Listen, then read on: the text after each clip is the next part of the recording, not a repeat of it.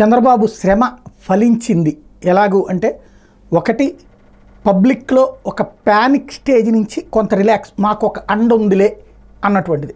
ముందున్నటువంటి టెన్షన్ కాస్త తగ్గుముఖం పట్టింది. ఏది చుట్టూ నీళ్లుండి మరుక్షణం మన పరిస్థితి ఏంటో తెలియదు. ఇంట్లో ఓ 2 గ్లాసులు నీళ్లు ఉన్నాయి, ఆ నీళ్లు చెంచాతో తాగినటువంటి వాళ్ళు ఉన్నారు.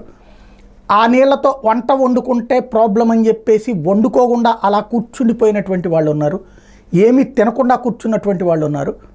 క్రమంగా ఇక్కడ ఒడ్డునున్నటువంటి వాళ్ళకంటే మొదటి ప్రదేశంలో ఉన్న వాళ్ళకి అందుతూనే కానీ ఆ లోపల వాళ్ళకి అందనటువంటి వాళ్ళు ఇప్పుడు క్రమంగా ఊపిరి పీల్చుకుంటున్నారు. చంద్రబాబు గారు స్వయంగా పర్యవేక్షిస్తున్నారని తెలిసిన తర్వాత ఆ సంబంధిత అధికార బృందాలన్నీ ఇప్పుడు పరుగులు పెట్టడం ప్రారంభించాక ఏదైతే తీవ్ర ఆగ్రహం వ్యక్తం చేసి చంద్రబాబు మీ సంగతి తేలుస్తాను, అవసరమైతే మంత్రులైనా సరే ఊరుకోనని చెప్పడం, మంత్రులందరూ కూడా ఫీల్డ్లో దిగి పని చేస్తూ ఉండటంతో అక్కడున్న అధికారులు కూడా పరుగులు పెట్టాల్సి వస్తుంది. క్రమంగా పరిస్థితిని దారికి తీసుకొస్తూ ఉన్నారు చంద్రబాబు.